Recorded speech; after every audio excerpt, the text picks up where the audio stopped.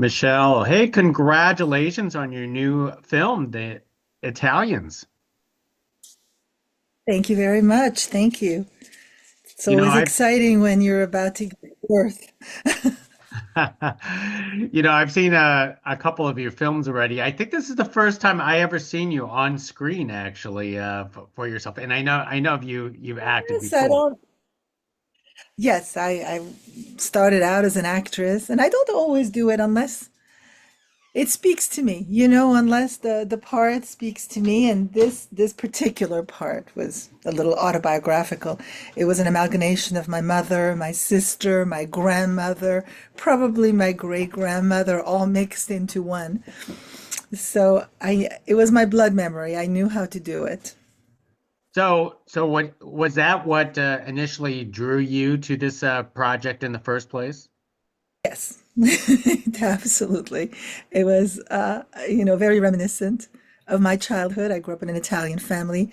I have countless times said that in my family, when you sat down to dinner, you didn't exactly know when the spaghetti was going to fly, but you were assured that there was going to be one moment in the dinner that was going to tiptoe everything, and everything was going to go, hurrah and chaos. So I totally understood that. We have a couple of those dinners at in this movie. And I also knew better than to ever bring a boyfriend home to see my mom, because that also would be the beginning of the end. So who did you more channel, playing the part of your character through this? Your mother, your grandmother, or who other people, or everybody in this case? Probably my Go doggies. ahead. Yeah, I think it was a mix. It wasn't per se in this little moment, maybe I had an inspiration or in that little moment, but it all felt very familiar. Now, when it comes to your Italian background, playing the characters or portraying the characters, can you talk about the I want to say the stereotypes of Italians in this case? Because when I was watching this film, it reminded me of my godson's mother because she has sort of that Mediterranean background herself as Sicilian, and she has high expectations for her kids. But I think, can I tell you, we did the festival circuit for almost a year. We played at Cinequest and Rio Obispo in Italy, two big film festivals there. Here at the Los Angeles Italia Film Festival, Nevada. I mean, we've traveled in different places, and so many people. That's what I love about film festivals, especially for independent film. And people came up to me and said, "My family is not Italian. We're from, Ukraine, but this reminds me, my family is Jewish, but it didn't matter. Different nationalities, different countries. First of all, everybody comes around the table and food for one. And then, family craziness, I guess, is something that is universal. Everybody shares that. So even though this was an Italian family, I think there's a universality about it. What what is the best thing about Italian families in growing up as an Italian yourself, Italian American yourself? I mean, if passionate is the stereotype, then passionate for sure. But and sometimes the stereotype is good, but I think that it was big open arms. It was, lots of love, which I think always takes care of all the craziness in the world. So yes, there's loudness and fights and, everybody's very opinionated and everybody thinks they're right, which of course we know leads to big fighting. Um, but at the end of the day, underneath everything, around everything, is enormous love, enormous, passion to love each other. And I think that one moment you can tell each other off in a very bad way, and then the next moment you can hug and make up and cry. And I think that is also universal of many families. How much you could relate to your character as is it as a mother or as a daughter? Both. Absolutely. Well, more as a daughter than a mother. I mean, I have two sons, and one of them has already, introduced me to someone, but I don't think that I would ever be like the mother in this movie. Uh, I'm gonna let them figure it out for themselves. I'm not gonna micromanage their romantic relationships. And hopefully they'll make good choices. I think the more that you say no, somebody becomes contrarian. So I think you have to, say yes, say yes. You're going to find out if this is the right fit for you. But I certainly don't see myself behaving the way that this mother behaves in the movie at all. You also direct this film. Can you talk about the choice of also directing this film and starring at the same time? Yes, it was a great experience to do both. People have asked me that. That's because I think the cast that I surrounded myself with was generous and loving. As a matter of fact, there was one instance where we were rehearsing a scene before we were about to shoot it. And I looked at everybody with such gratitude and I said to them, I couldn't have picked better people to choose to do this exercise with. The exercise being in front of the camera and behind the camera. So after we would to take, I would go and look and see if, everything looked good, the blocking looked good, and then I would go and, shoot a few more takes and then found myself playing in the editing room. But I didn't find it difficult for this particular movie. For another movie might be a different story, but for this movie, it worked incredibly well. And it was also pleasurable. I mean, I think I also made a deal with myself, and I said, if I'm going to do this, at least I really want to have fun. And I did have fun, and everybody had fun. And ultimately, I think it shows in the movie that everybody had fun. That kind of energy, you work with. And we had that, and it's contagious. And so everything was, incredibly well organized. I have an incredible team. I work a lot of the time with the same people. It's a family. My production designer, my costume designer, my director of photography, my first AD, my editor. So I have there's a short way of communicating that is very conducive to getting great results. Are you your own biggest critic when it comes to directing yourself?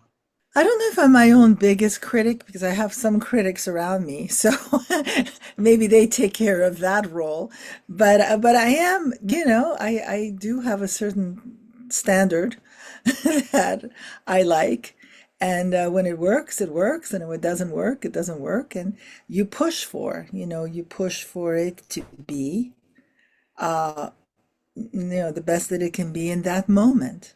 Now, the last couple of films that I actually watched you were dramas. And this is much more of a family comedy. Does comedy come naturally for you? What was this an easy project? Because I heard comedy is much tougher than doing dramas. Well, let's just say that it's just fun to do comedy and every stage of it, whether you prepare it, you shoot it, and you put it together afterwards.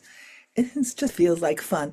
Now, I shot Miranda's Victim, which I think you might have seen, and that was, a drama movie. It was a courtroom movie. It was about the making of the Miranda rights, a story that had never been told before. I just actually got off the phone with one of the actors that was in the movie, and he said, I had such a great experience working on Miranda's Victim. So that was, even though it was a drama and even though the subject matter was heavy, but it wasn't, we weren't like a heavy mood on set. We were excited to tell the story. So, and everybody was in a great place. I loved my cast. A lot of them were my first choice. The same thing like the Italians. I'm very, very lucky. And the reason why actually I spoke to somebody just now from the cast of Miranda's Victim is because I'm prepping to do another movie, a comedy, and I wanted to ask them to be part of it. I like to go back to the same actors, this idea of a theater company but on film, a film company of actors that come and play with you and play different characters. I'm very attracted to that. And before that, you may have seen The Runner, was another drama. I mean, I like to tell stories. And I don't, and if the story is dramatic versus comedic, it's not necessary to have, to bring the weight of that drama on with you. You can, because we can't forget the reason why we do this job. And it's fun. It's fun to tell stories, and some stories that are powerful and, dramatic. And then, I mean, but I think that when you do comedies, there's just, obviously a different energy to it. And I love comedy. But if you ask me which genre do you like better, I couldn't tell you that it would be one or the other. It's, I like that. I'm about to direct also a sci-fi thriller, which Hmm. I'm very excited about. That's a different genre. You could say that I am attracted to different genres. We were in Cannes over a decade ago and ran into Ang Lee. And if I were to ever aspire to someone, that I put on a pedestal, it would be him because he very successfully directs different genres. And I'm very attracted. I'm very eclectic in my taste in that way. Well, well said, well said. And I want to point out that you worked with Abigail before with Miranda's Victim, and you used her again here in The Italians. Yes, that's another perfect example of me going back to actors that I love, and I love her, and working with them. And she gives a great performance. Obviously, Miranda's Victim, she breaks our hearts, and she makes us laugh in The Italians. That is absolutely true. Tell us about the rest of the cast that you got to work with. Not only you act alongside and direct them. Yes, so Rob Estes, um, very fond of Rob. Rob and I go back. We have collaborated several times in theater and in film. We met, and I can't even say how long ago because that would certainly age me considerably. And I was talking to a friend yesterday how about I haven't had Botox yet. But we did The Rose Tattoo by Tennessee Williams here in LA. We ran for almost a year. We had a cast of 20 people and a goat.